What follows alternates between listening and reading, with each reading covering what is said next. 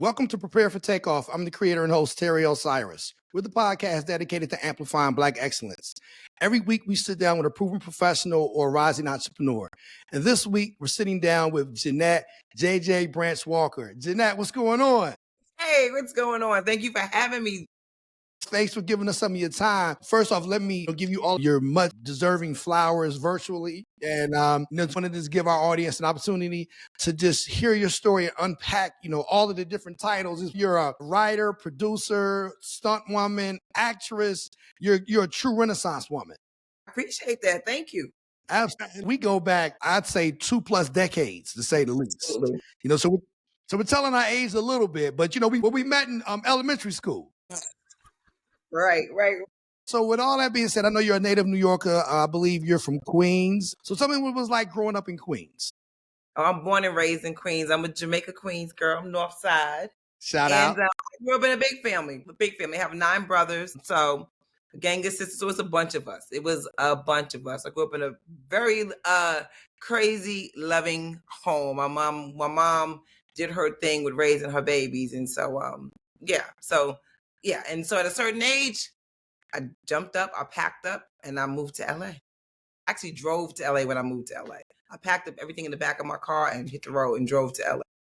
Now, was that something that you always wanted to do, or was that something you organically decided after you reached a certain age? I thought about doing any of this. It all just kind of, unfolded in front of me. You listen to your intuition and you stay the path.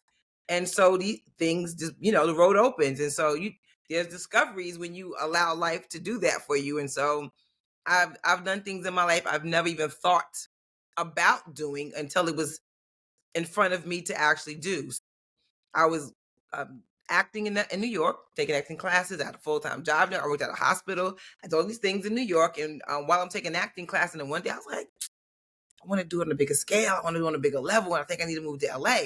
And I wasn't too sure about how to make that happen. But I was like, when I get there, I'll figure it out. And so myself and another young lady, we drove across country from New York to LA. And and I was in LA for about 15 years. It was one of the best decisions I've ever made for myself. Right. Sure. Now, what was that transition like? I know you were born and raised in New York. You were acting in New York, and then you decided not only am I going to move to LA, I'm going to drive to LA. I know that took about 3 days. So that in and of itself was arduous. But what was it like making that transition to a new city?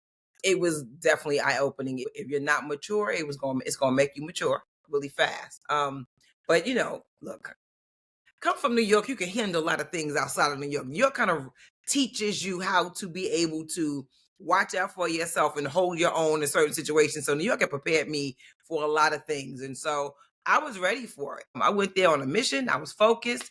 And once I got there, a few years later, stunts was introduced to me by 2 amazing stunt women. And then I became a stunt woman, and the rest is history. I'm sure that when people hear stunt woman, they might, okay, well, she must be a daredevil. Like, she must be somebody that was always a thrill seeker. Was that you growing up, or was that something that you just dared to do based on the opportunity presenting itself to you? I'd say I was a daredevil, but I definitely was sort of a fearless woman, and even young girl, very ambitious. If I put my mind to something, then I'm going to do what I want to do. I'm going to figure out a way to accomplish that dream or that goal. And so stunts coming in front of me was something that I was kind of naturally good at. I have a dance background, which helped because it teaches you choreography and movement and how to be able to move my body and allow my body to hit the ground and not hurt myself, and to be able to move swiftly out of the way of a punch, but yet make it look like, give a reaction like it connected. Dance kind of gave me that. So yeah, I wouldn't say I was really a daredevil, but I come from a family of motorcycle riders. My father, my brothers, they raced motorcycles. They dragged race motorcycles. They was crazy. I don't know if anybody of a certain age remembers motorcycles being on Rockaway Boulevard by the Belt Parkway, by that Burger King over there years ago. Like, my dad and my brothers was like heavy in the streets of Queens. Them highway dudes was they was something. So that was their side of things, but maybe a little bit of that bled off into me a little bit, Well, I'm sure growing up in a big family, number one, and then being surrounded by brothers and your father having rode motorcycles for all those years. When someone said, hey, this is something that involves something that may be a tad bit dangerous, or it may, if nothing else, it will appear to be dangerous to the viewer. You're like, bring it on. You probably went to LA like, I have a goal in mind, but I think you still had the willingness to pivot. Yeah. I think that's what life is about. I think a big part of life is being able to pivot. Pivot Right. is an important word to me anyway, because you don't know what's going to come at you in life. And a lot of life is reacting to it sometimes. And if you're not able to pivot, if you just let things hit you smack dead on and you Mm-hmm. don't survive it, that's not good. So being able to sometimes pivot and maybe do some things you didn't think you were going to have to do, or find another way to accomplish a goal or to get to your destination, I think it's extremely important to know how to do that in life. You will get further and further if you know how to pivot than not. Yeah. I've seen that, firsthand from people that I know who's been trying to get into the business or Mhm. maybe want to get further into the business, Yeah. and their unwillingness to pivot, their unwillingness to yes, to some extent on what it is that they may want to do. Mhm. Everybody wants to be Tyler Perry. I want to write, direct, produce, act. Sometimes you have to be a spoke in a successful wheel before you can write, before you can be in a position to build a whole bike. Right. Right. You know Right. what I'm saying? Yeah. Stunt work, when you think of it, you may not necessarily think of people who look like us. So with that being said, what was there far few people who look like you in the stunt world? Definitely far few than others, but it's growing. So you think about some years ago, you didn't see that many black actors on TV some years ago. You saw them here, they were there, but Mhm. they were there, compared to the counterparts, it was probably, 1 to 5. You get Right. one black person where you get 5 non-black people. Mhm. So, or 10 sometimes it'll be that big of a difference. So you would actually need for that person to require a stunt. You know what I mean? And then be a woman in my category and be similar look to me for me to be able to qualify to even be considered for the job. But now you have a lot more of us, a lot more of us are more visible on TV in these roles, not only acting but writing the projects, directing the projects, executive producing the projects, which is really amazing. You see a lot more of that happening, and so because of that, there's a bigger need for stunt women, for black stunt women, and so it's growing. I love to see it. It's growing. It's so many now. Like I remember a time I probably knew all of them. Now I don't. There's so many I don't even know more. I love it though. I love it. Right. It's all about growth. I know firsthand that there's a number of people that you've doubled. Now, do some of those actresses, do they request you, or how does that come about? Because I know you've worked with Niecy Nash, you work with Angela Bassett. I'm sure there's a lot more that you can share with our viewers that I didn't mention. But and I think a lot of those things that I've seen and been privy to, it lends itself to you doubling those people on not just one show, but a multitude of different shows that they find themselves on. Like, how does that happen? Do they? It depends. It depends. Angela Bassett I've doubled. Niecy Nash, Yvette Nicole Brown I've doubled. And so and loads of actresses whose names you may not know, but who are out there doing their thing. So it just depends. Sometimes you can get a call based on your height, your look, your complexion, your size. For women, sometimes it's our breast size, our leg size, our height, complexion. You'll get a call based on those, and then also on the skill set, depending on what the stunt is required on the show or film. So if you meet those requirements, you would get a call for that. But I have been so blessed, and I do not take it for granted, not for one day. But Niecy Nash-Betts is my girl. I've been able to double two amazing actresses who were the leads of their shows, and I was able to double the leads and be their stunt double throughout the course of their shows. Well, first it was Mindy Kaling. I doubled her in the Mindy Project for 3 seasons. I was her stunt double, and I learned so much being on that show. The cast and crew, the Mindy Project was like some of the most amazing people I've worked with, and my longest girl, my dearest, nearest girl, Miss Niecy Nash-Betts. I've doubled her on Claws. I've doubled her on Soul Man, Scream Queens, and the Rookie Feds, and now on Grotesquerie. So that's as they say, that's my main squeeze. That's my girl. And so it's a blessing to be able to have someone that you work with that even when we're not working, people always say, you remind me of Niecy Nash, or you kind of look like Niecy Nash, or you remind me of, like, I would get it all the time. And I Mm. started working as a stand-in years ago. And even when I was her standing on the show, they would ask me, "Are you related to Niecy? Like, are your sisters? Or your cousins? Are you related?" People would always ask that. So it's just amazing to be able to work with someone who is just so amazing like her, who's so successful like her, who's so talented and so gifted, and so darn real and giving. Like, she's just the bomb when it comes to that. Like, she's loyal in a way that is unseen and unmatched in this industry. She brings her people with her wherever she goes. And so I am just honored and blessed to be her stunt double. Like, it's just, man, listen. And her people include I love it. and her people include you. Yeah, absolutely. And that's Absolutely. and that's kind of what I thought. I thought that, hey, if I'm going to be on these different shows, me the actor or actress in that case, and I know people that I've worked with in the past, I'm certain that those stars in question, they can say these are the people that I've worked with in the past. These are the people who have doubled me in the past. Yes. And the producers are going to, make certain that that actress or actor is made to feel comfortable in those positions. It's really important because, a lot of actors don't know that they can request your stunt double. So actors, you can request your stunt double. If you have a stunt coming up as an actor and you work with a stunt performer before and they were a great match for you and you have the information, you don't even have to have the information. You could just say, you know what, such and such, she doubled me before on the show. She was a great match for me. The stunt coordinator will go look her up and bring that person in if they're available. So you can actually request your stunt double. Well, and that's the whole thing that I wanted to get to, because I knew that a lot of people that are going to be listening to this, watching this, they may not necessarily know that. And, as far as how that process actually unfolds. But I did think that, I'm glad you were able to kind of tee that up and let people know that actors and actresses, they can make those requests. Yeah, you can make requests. And think about it. Why wouldn't I want somebody to double me that made me look good on camera? Because I've seen sometimes where the stunt double doesn't necessarily mesh with the actor or actress. And I'm like, this just turned into Kung Fu theater. What do you mean? Right. And they're going to be looking at the actor or actress crazy because they're probably not going to know the stunt person. But if the person looks completely different when you fell out the car, now not only the show, yeah. Right. Not only is that going to reflect poorly on the actor, but it's also going to reflect poorly on the producers. Yeah. Yep. On the whole entire project. And so you don't want that, So actors, if you work with someone that doubled you and they were a great double for you, request them. Absolutely. Right. Now, being on set, has that presented other opportunities for you to perform on camera as an actress? Listen, when you on set is an opportunity. If you're a filmmaker, if you write, if you act, if you do other things besides the thing you're there to do, it is a wonderful place for you to be able to network, and it's full of opportunities if you know how to make use of them.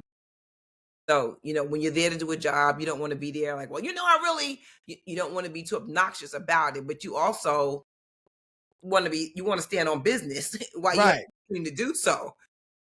Yeah, you have to speak up for yourself and be able to network and see what opportunities and connections are there for you. And listen, I love set.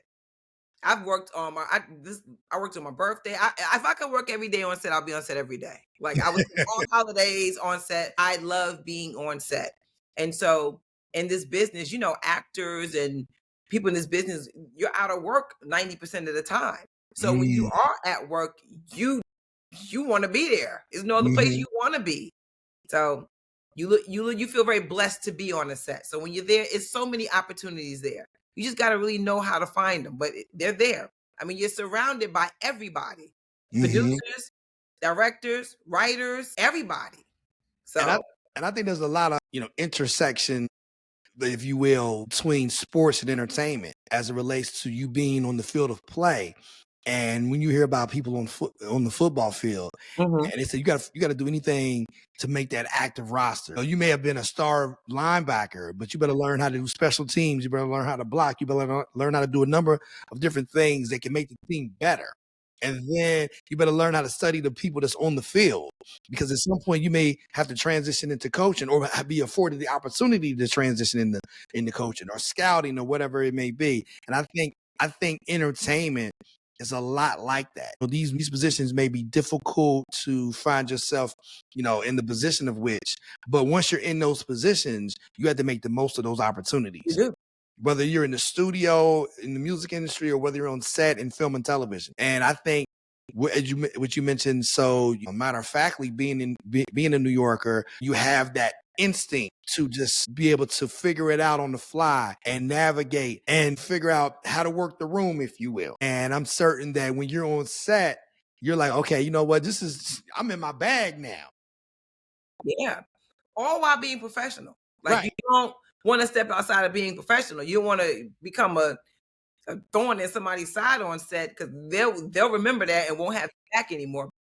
You know, all within reason. You want to be able to see the opportunities that are there, and if you can, indulge. Right. Let it be heard about what you do. So, other Right. than what you're there to do. So. Right. And you're nominated for an Image Award. Is that correct? So talk to us about that and how that came about and what's that for? Yeah, I'm so excited and honored and grateful about that. So I'm nominated for an NAACP award.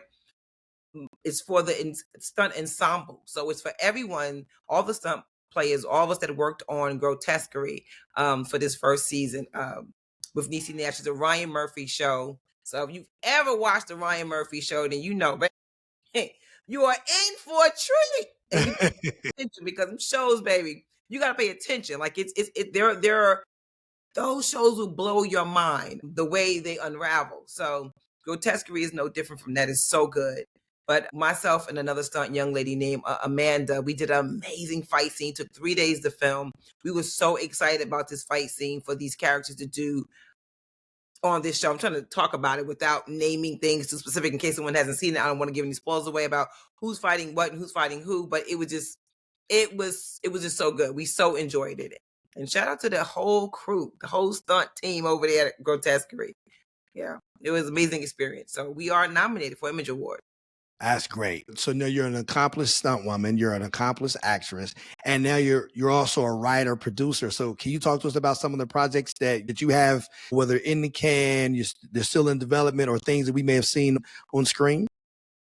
So I have a few things that are in development right now that I am working on. I have a documentary that I've been working on now for about 2 years. Mm-hmm. I can't go too much into detail about the documentary, but it deals with education, it deals with school system, it deals with New York, and so it deals with it showcases a lot of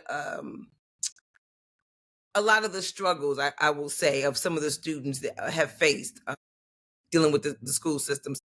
It's also a story of triumph. So it's one of those things of the rose that come from the concrete type of stories. And so I'm super excited about that.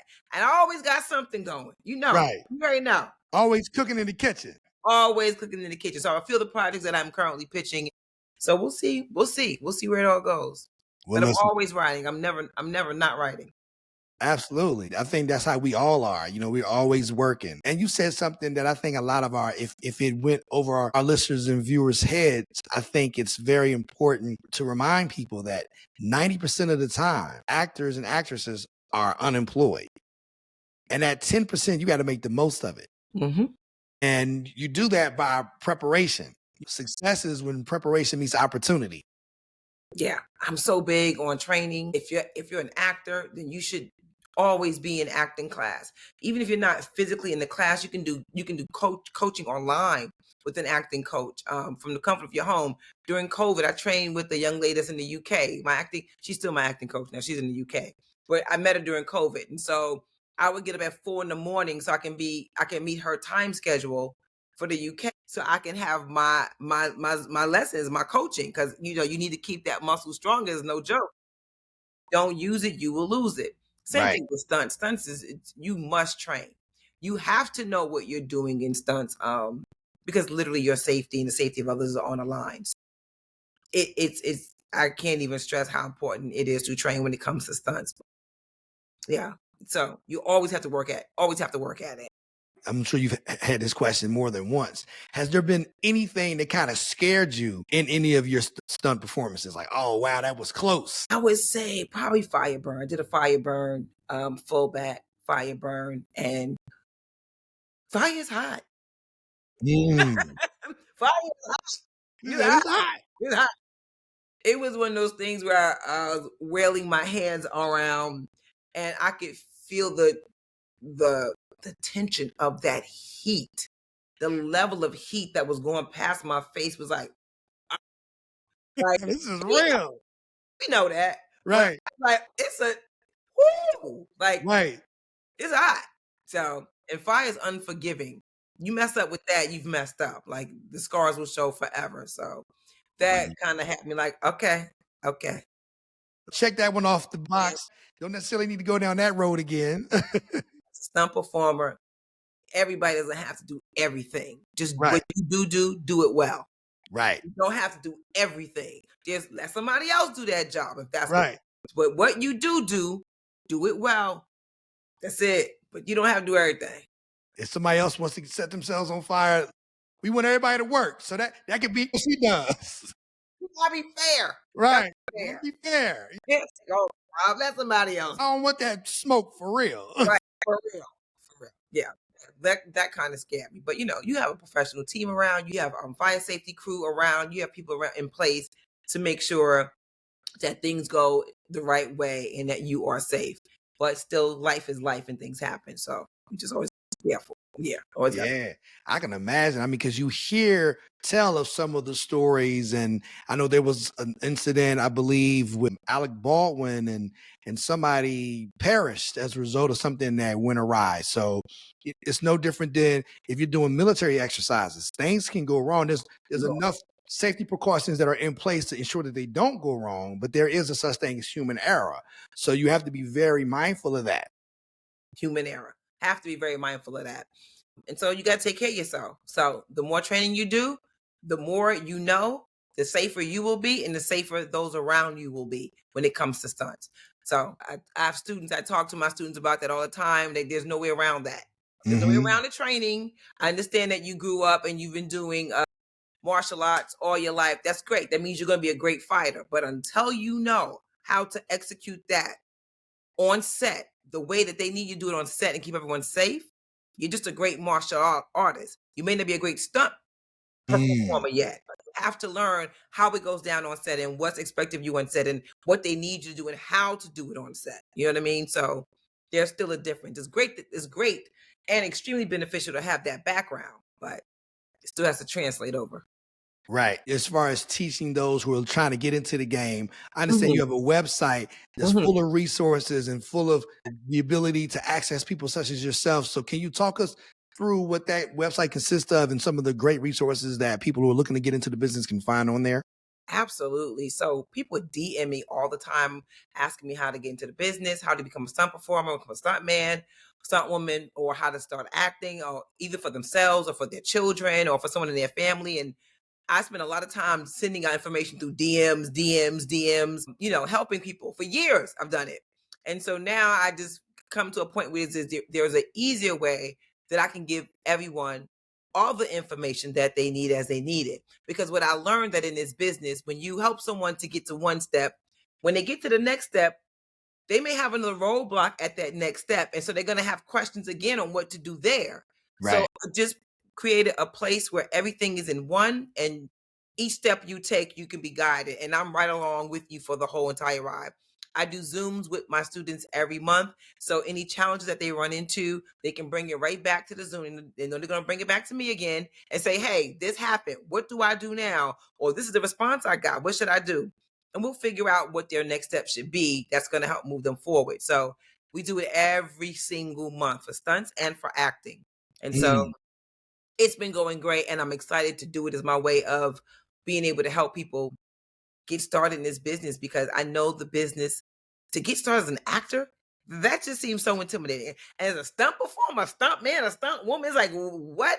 People don't know where to start. It can seem extremely intimidating, the thought of trying to start that. So my job is to make it a little easier for you, to make it a little bit easier, to help give you a roadmap on what you should do and what you shouldn't do and how to do it. So the website is Branching Out Media. It's Branching Out Media Academy. And so the website is bomacademy.com. So BOM stands for Branching Out Media. So bomacademy.com. And there on this website, we have a page full of resources with links to the photographers for your headshots, for acting classes. And we do them state by state. So depending on where you live, We have them listed in different states. So you don't have to be in New York or LA. Help find your acting coach in the state that you are. And if there's not an acting coach in the state that you're in, then we'll help you find someone to do it over Zoom. There's always another way to skin it, more than one way to skin the cat. So we help you figure that out. And for some people, we help you with where to train. We have links to stunt schools where you can train, where you can learn how to effectively and accurately perform stunts while on set. They teach you how to do it on set. So these are in different states depending on where you are. So we have a website full of these different types of resources. And SAG AFTRA, if it makes sense for you to join SAG, if you're SAG eligible or not. Some people don't even know that they're SAG eligible because they've done some work, but they don't know that work has made them SAG eligible. So there's a link on there where you can go to find out if you are indeed right now union eligible. Things like that are on the site, not to mention the Zoom that we do every month. And then there's a community forum. There's a forum page where we all talk to each other. I post on the forum page a lot. When I find out about auditions or things that people are looking for, I post them in the community forum. So anybody in there, if you fit the description, if there's something you want to do, if it's in a city or state near you, take advantage of it. I put monologues in there. People look for monologues all the time. I give them monologues, scripts to read as homework. You know what I mean? So all these things make you all around better. So the website is full of all these wonderful things. And we got some success stories already. So I'm excited about that. People are moving along in this business, especially in stunts, it seems like. So we've had some success there already with people that actually got on some shows and are doing some things. So I'm really happy for them and proud of that. Proud to been able to have helped. That's great. To me, it sounds like you're giving stunt women, stunt men, actors, actresses, the GPS coordinates that will help lead them to their proper destination. Absolutely. Because I tell people all the time, if you put "I don't know" in your iPhone or your Android on where you're trying to get to, you're not going to get anywhere. You're going to find yourself going in circles. You're going to find your phone's going to be like, okay, what is this? I'm a smartphone, but I ain't that smart. I can't read your mind. You got to at least know where you want to go. And I can tell you the best way to get there. We can help you out.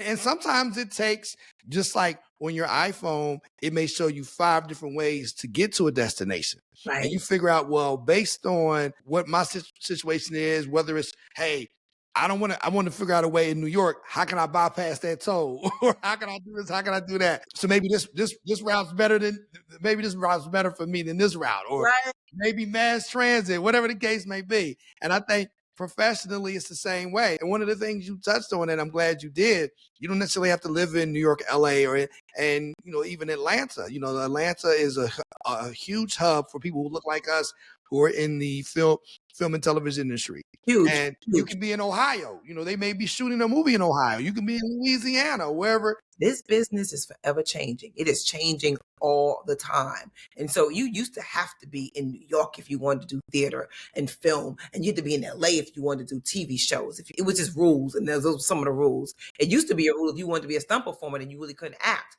They'll want you to choose one, which never worked for me, because I was always like, I'm do what I'm going to do, and there's and I do what I'm going to do. And so, but now it's really good because the industry has changed in that way, where stunt people are acting and not so much actors doing stunts, because you don't want them to get hurt. But if an actor get hurt trying to do their own stunts, the whole production has to shut down now.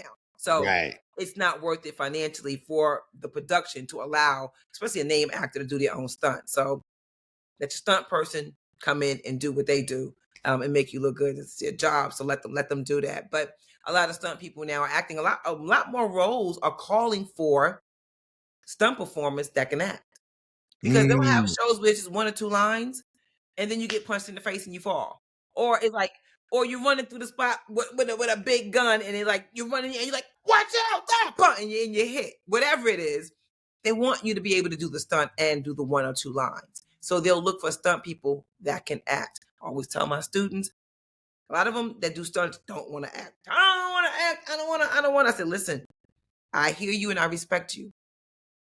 Just put an acting reel together, because it's going to help you land some of these jobs. And so it will help you land the job that They're looking for someone to say one line, and sometimes it could be one word. It could be the simplest of things. A lot of times they'll even take the line away. Sometimes it won't even be that big, but you got the job and you got the stunt job of it. You know what I mean? You're on set, you're working. If it's a union project, you're getting residuals. So while you on vacation next year, you're getting a check for the job you did the year prior. It all adds up and it all makes sense. So it's worth it. Tell you, stunt performer, get an acting reel together. No one's asking you to have an Oscar-worthy acting reel, but have a little something together, 1 or 2 lines, showcasing that you understand how to do dialogue. It helps. It helps. It makes a lot of sense because I know a lot of people who are like trying to figure out ways to get into different aspects of film and television. Mhm. And I know people who may have started in theater and then they took on a different career path.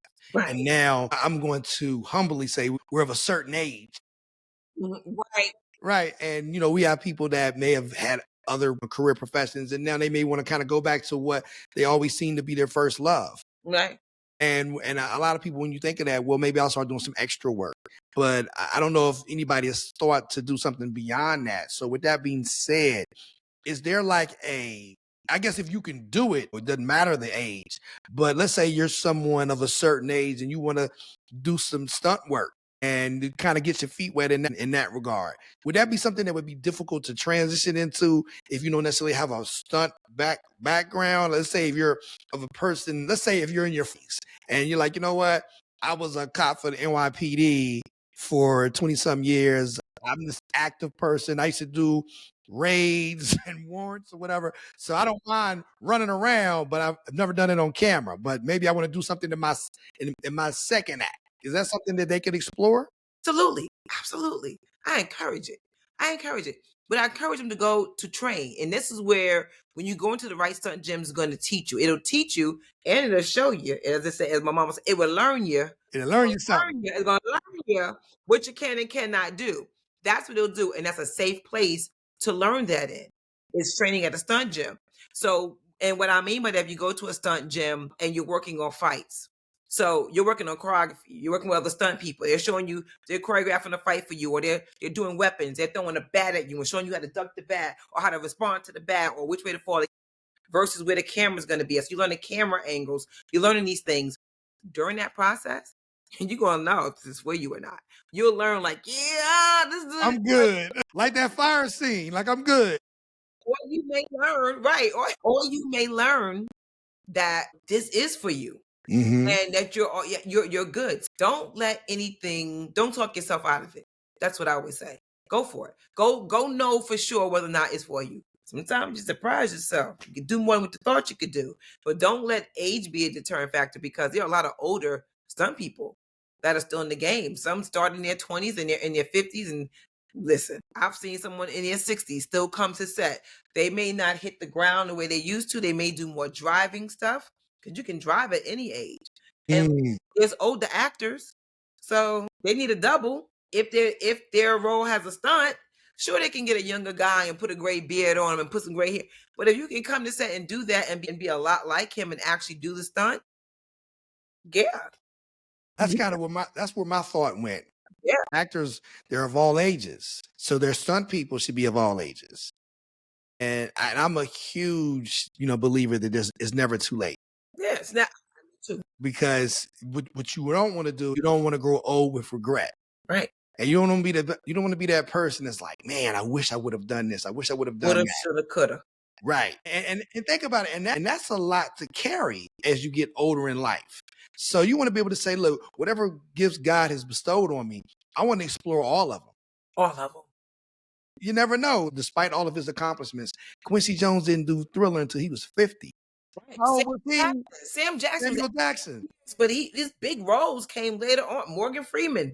Right. Their big roles came later in life. Listen, this is your life. You got one life to live. Don't let nobody stop you or make you feel like your light is shining too bright and you're doing too much for you to want to step out and try something new. Just always think about safety. Mm-hmm. Do it within reason, but do it. That's why you're here. Do it. Don't talk yourself out of it. Oftentimes we talk ourselves out of stuff. "Oh, I'm too Right. old for that. I can't do that right now." I mean, I almost talked myself out of moving to LA years ago. I was like, LA's on the other side of the world. I don't know nobody there. What am I gonna do? Like, my mama's here. I can't leave my mom. I stay in New York, but a good job, making good money. The acting class here is cool. I enjoy going there after work. Like, you have a million and one reasons why you shouldn't do it. All you need is one why you should. Mm-hmm. That's it. Right. Do it. You know, Do it. you Don't make, let people, your loved ones, talk you out of it either. and they think that they're doing it to protect you. Yeah. Can't be mad at someone if they can't see for me what they can't see for themselves. And that's why it's imperative that you surround yourself by like-minded people, because the people that you surround yourself, if they can see something for themselves, they can see it for you. And they're going to see to it that you get to that destination. And it's not personal. They're not being mean. It's actually coming from a place of fear. They don't want anything to happen to you. So they don't want you to go, off the forbidden path too much, because something could happen over there. Right. Something great could happen over there. Right. Something great can really happen right outside that comfort zone. So step on out. Do it. I think life in and of itself, most of us are in the people business. Yeah. And How about that? And if you're a people person, no matter if it involves another person, you should be able to come to some kind of resolution. Whether it's something with your order, whether it's a business opportunity, whether you're pitching something, because really you're getting people to want to buy into you. And if people buy into you and they can see your point of view and they're like, I can make sense of that. I can see why they can come to that conclusion. Let me see what I can do for you. Right. But if you come to them in a manner that doesn't lend itself to any of that, they're like, okay, this guy, he's coming out of left field, so now I'm going to become defensive. Right. And then you're going to want to know why all these doors keep shutting in your face. Keep shutting. Right. Because you're not doing anything to have people to invite you into those rooms that you can't find yourself in, or for whatever reason, nobody will pull you into those. You don't understand what happened and what did you do wrong. And because listen, it's just like dating. People want to be around people who are happy and bring good energy in the room. Right. No one wants to date nobody who's like, well, how you doing? Like, who's just down and out and the world is always, woe is me. And nobody wants that type of energy on set, and nobody wants a person who's demanding something from you. Well, this happened, so now you got to do this, or you owe me this, or you want the person to want to give it. Mm-hmm. Because they'll give a lot more when they want to give versus you making them feel obligated to give you something. So you're on set, somebody make a mistake, something's going on, like what you said, like just people want to help. People like helping people. It makes them feel good to help. Right. You just got to be the right kind of person. That's it, You get more bees with honey. Yeah. Yeah, you get more bees with honey. One of the things that I think a lot of people sometimes struggle with as it relates to balancing professional and personal life. And I know you do that quite well. You and your husband, you guys have a lot of things that you're doing together. So share with us some of those things consist of. Thank you for saying we do it quite well. We try. Thank you. We try. Like everybody else try. So yeah, my husband's my best friend. So we do a lot of things together. And though we work, he works in film and TV as well, but he works on the news side of it. So we're in two different spaces and places where we work, but we come together in a lot of different other areas of our lives. So we have real estate together. We are renovating. We've been renovating properties together. We're working on a property right now in Queens that we're working on renovating, and we're also looking at land. I don't know. The world is changing. A lot of things are going on. People are feeling different ways about different things that are happening. So one of the things that we always keep an eye open is to be able to have a plan if we want to live somewhere else. And so we're looking at land in other places. We just came back from Belize, and I'm ready to go back already. A wonderful time in Belize, and just looking at land and properties out there and what the possibilities are there. We have a few other countries that are on our list to go to. And we document a lot of this stuff on YouTube. And we talk about we talk about real estate. We talk about love, relationship stuff a lot on our YouTube page. YouTube is JJ Branch. You can find me, and you find me on Instagram and on Facebook. You'll find me on YouTube as well. So we talk about a lot of that stuff, and we document a lot of that stuff. It's been great. We've been really successful with each other and being able to balance the work life, especially when if I'm working on a project and it's usually not in New York, so I'm away for 6 months filming somewhere. We've done a great job at figuring out how to balance that. He'll come see me every 3 weeks. We try to let more than that pass before we see each other. So we've done a great job on that. And so it's like an amazing adventure that we're on right now, that we are doing these other projects and these other tasks and things together, and just seeing where life is going to take us, just where it's going to take us. And I'm sure even in that, you have to be willing to pivot and allow those things to happen fluidly. Because I know there was a time in which you and I were talking about you going to LA. You said, Cyrus, I'll probably be out there for maybe a week. He was out there for like 6 months. That's what happens sometimes when you work in these shows. So they was like, JJ, we need you to come out here for a week or 2 weeks. So I packed clothes and I'm like, I'm going for 2 weeks. I packed 2 clothes to be away for 2 weeks. I never do it again. Now they say they need me for 2 weeks. I packed for 2 months. Because I end up going and then they're like, we need you. You can't go home yet. We need you. And it's like, so I just go now for the duration of the show until they wrap the show, because things come up and they'll need me for it. And I'd rather just be there than to go back and forth, because I don't get a chance to get settled in if I'm coming here and then I'm going back there. You start losing stuff. You feel like you can't get a schedule together because you don't know where you're going to be. So all those things happen. So yeah, now they call me. It doesn't matter what they say. I'm packing for about 2-3 months. Right. Yeah, and we'll make you look at the shoot schedule, like how long is this going to last? Okay, no problem. Yeah. Because you know you're going to go there and you're going to knock it out. And because you're going to knock it out, they're going to want to keep you around. And you're doubling, we're talking about lead characters on the show. You're not doubling the woman who has 2 scenes. You're doubling the person who's carrying the show. So as long as she's going to be here, I need to be here. I'm so lucky that I'm able to do so much more than even just stunts when it comes to Niecy.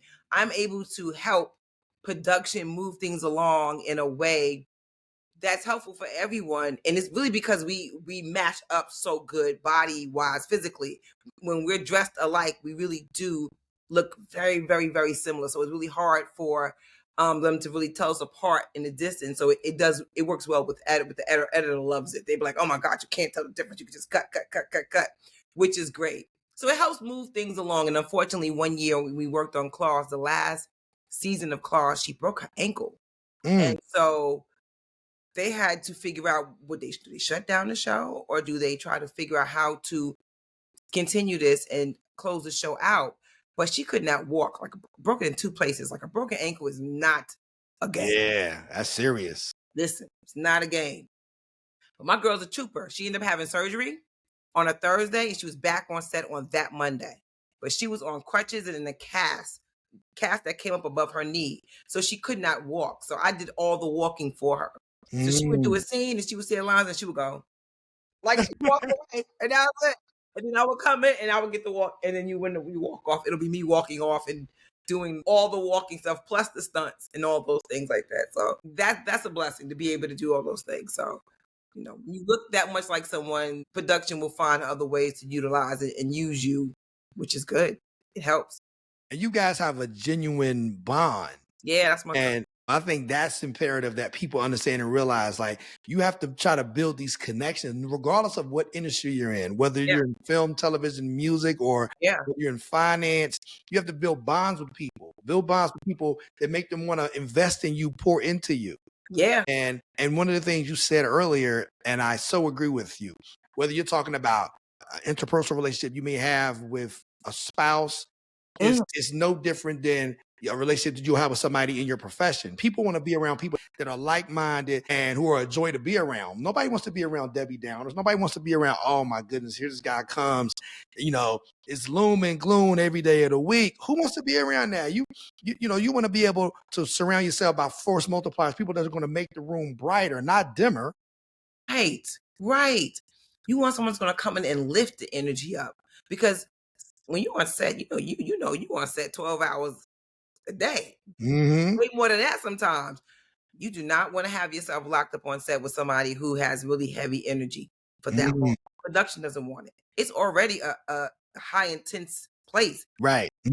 So you want like-minded people on set with you. You want people that bring good energy. You want people that don't take everything personally, because you understand that the goal is to get through the day, to get these shots off so we can end the day at a certain time. You understand what it is. So you're not taken aback by somebody saying, now, or don't do that, or someone just had an outburst, and you understand what it is, because we're just trying to move this train along. And that's Right. so you need people who get that, who don't sit and sob and take it personally and, confrontational and all that stuff. We're just here to we're here to make a movie. We're here to make a TV show. Let's get it going. It's not always going to be easy, but we're going to get it done. As we close out, I want to give you the opportunity to share with our viewers and listeners 3 things that you feel will help them prepare for takeoff. 3 things I think that will help people prepare for takeoff. One we just mentioned. Don't take life personal. Don't take things personally. Try not to go through life and take everything personally, even if it's directed at you. Sometimes you gotta let it fly. It'll make your life a lot easier, and do anything you can for your mental health, so that do not absorb everything that's thrown at you. It's not personal. Sometimes it's the other person. Another thing you can do to prepare for takeoff is just that, prepare. And prepare involves training, it involves coaching, it involves being coachable, it involves doing the work. Even though there's a destination that you're headed towards, you want to be able to enjoy the journey that gets you there. You don't want to just focus on the end result. You want to enjoy the journey that's getting you to the end result. It makes the end result sweeter. Enjoy the work part of it. It's work. Enjoy it though. And one more thing I would say to prepare for takeoff, I would say go hard. At the same time, give yourself grace. That sounds weird, but go hard. Don't just give grace for everything, because we can find ways to give ourselves grace for things that we don't need grace for. Sometimes you need a foot in your butt. So sometimes you need that. But go hard, but also give yourself grace. If things don't go exactly as you plan, or exactly the way you want it, or if it falls apart, as they say, if the world goes to shit, if it all falls, give yourself grace. Don't let it affect you so much that you don't try again. Just be able to smile, brush it off, and get up and go again. Don't let it devastate you. You want to hold yourself accountable, but don't blame yourself for things that are not within your control. Give yourself grace, continue on, and keep going. But go hard. Go hard. Right. As the old people say, let go and let God. That's it. And I think having a relationship with your higher power can kind of help you relieve yourself of some of those stressors and some of those things that you may allow to consume you. If you say, listen, if it's in God's will, that's me. I'm a very spiritual person. So I'm like, listen, I'm operating on God's time, not my own. And if it's for me, then God will see to it that I get to that destination. If it's not for me, then God could very well be protecting me, because rejection is God's protection. Yes, it is. So if I'm not supposed to be there and that door gets blocked and locked, then it's probably a reason why God doesn't want me there. And that's how I choose to live my life, because I'm like, hey, at the end of the day, I want to go where God wants me to go. And I can't allow the enemy to steal where I'm supposed to be going by way of fear, because God will continue to put those things on us and speak to us through our spirit. But the enemy will attack our mind, and we can become paralyzed. As they say, you can get paralysis by analysis. Yeah. Start talking yourself through all of the things that's going to go wrong, rather than focus on all of the things that's going to go right. So everything that you said is so funny you say that, because that's kind of how I move. And also in the sense that, I tell people that you have to fall in love with the journey, not the outcome. Right. And if you enjoy practice, then the game will be easy. Yeah. It will be easy. Listen, yes, absolutely. You have to remember that things don't happen to you. They happen for you. Right. So don't let it hit you. Like if you get rejected, that didn't happen to you. That happened for you. Because something meant for you, something else is coming. And that thing was going to tie you up and prevent you from doing the thing that's coming that's for you. So right. Yeah, it was a joy to speak to you. I know, you have so many things going on. I'm just happy that you was able to give us some of your time. And I want to give you the opportunity to share with our viewers and listeners on the places that they can find you, whether on social media, your website. So give you the opportunity to drop that one more time for our viewers and listeners. So the YouTube channel, it's the Love Movement with Kyle and JJ.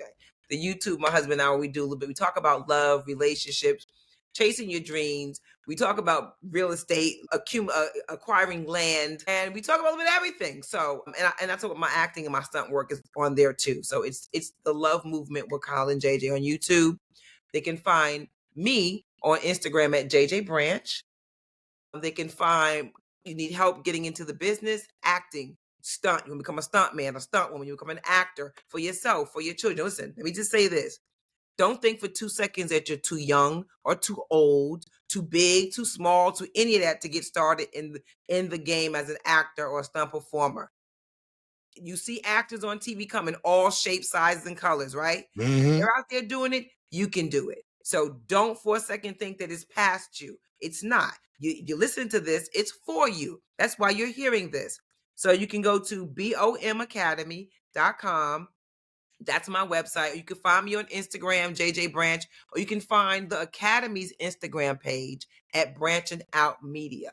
I produce films. I write films as well. So the Instagram page talks about those things. It talks about acting. I give a lot of referrals out. I help people any way I can. I'm always in the DMs talking to people, trying to send them some information to help them along their journey. It is my honor and my pleasure to actually be able to do that. And so I don't take it lightly. And you can find me on Facebook as Jeanette JJ Branch, but Instagram is probably the best place, and YouTube are the best places. I shoot out a lot of information. I give tips on acting, auditioning, how to do self-tapes at home. You audition at home, how to set up your self-tape. I give all that. I do all that. So find me in those places. That's great. I'm happy to hear that you're sharing all of that wisdom. Sorry, forgot about Jeanette JJ Branch on TikTok. You find me on one, you find me on. You find me at the website, you'll get all of them. You go to BOM Academy, you'll find all my links to everything. Sorry. It's all good. Look, I can't let you know how proud I am of all your success. We So go back 2+ decades. we do it. Thank you very much. Thank you. I think the same way you think. How can I give back, whether it's in the HBCU community, whether it's recent college graduates, whether it's young professionals? Somebody gave me the opportunity. And then despite opportunities that I'm in a position to give people, I'm still looking for opportunities. Right. So how can I not be willing to give people opportunities if I'm still out here looking for them? I would be a hypocrite. Right. That's what I said to my students. Look, I'm hustling for my next job just like you. Right. I put audition on tape yesterday. I sat here in my house and I do a self-tape for audition for a show that films in New York. Forget it, get it, for don't or don't. You do it. My grind is still on. Right. You never get to a point where you like, yeah, I made it. Right. No, yeah. you just start thinking that, baby, you ain't did nothing. So I'm always grinding. I'm always working. I'm always sending out newsletters now, telling everybody about the NAACP nomination that I have, and just spreading the word, trying to make them remember me so they can call me in for work. The grind never stops. So let's go. Let's grind together. The grind don't stop. This is a lifestyle, not a career. It's all a process. It's a race, and it's a never-ending race. Yeah. And it keeps us young. I mean, because that's what makes life unpredictable and worth living, because there is a thing that's predictable, and it's called prison. Every day's the same. And sometimes you could be a prisoner of your mind. So now you don't want to be that person. So you want to embrace the things that are coming your way, no matter how they're coming, embrace them and see there's an opportunity for you to show who you are and show up in your purpose on purpose. Right. On purpose. That's it. On purpose. With purpose, on purpose. Let's go. Absolutely. Well, look, thank you for sharing so much of your time with us. Thank you for having me. Absolutely. I look forward to hearing about all of the new things that you have in development, as well as all of your continued success, not just on screen, but off screen as well. Thank you, bro. Appreciate you so much. Thank you. Honored to be on your show. Honored to talk to your viewers, and honored to connect with anybody that want to get into this business. I'm honored to be here. So thank you. Appreciate that. And also, I wanted to thank all of our viewers and listeners. As you know, every Wednesday we drop new episodes, and all of these episodes, just like this one, will definitely help you prepare for takeoff. Thanks for joining us. Thanks, Jeanette. Thank you. Woo! Take it off.